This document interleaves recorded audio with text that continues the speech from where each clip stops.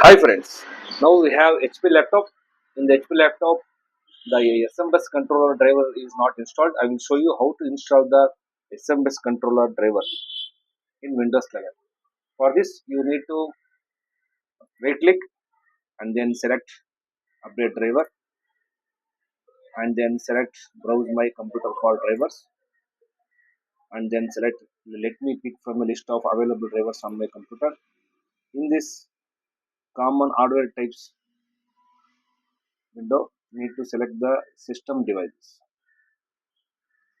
Select the system devices and then click next.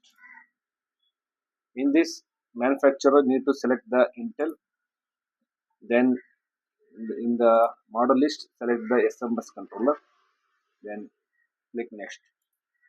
It will ask for the update driver warning. Installing this driver is not recommended because Windows cannot verify that it's compatible with Radar. It's okay.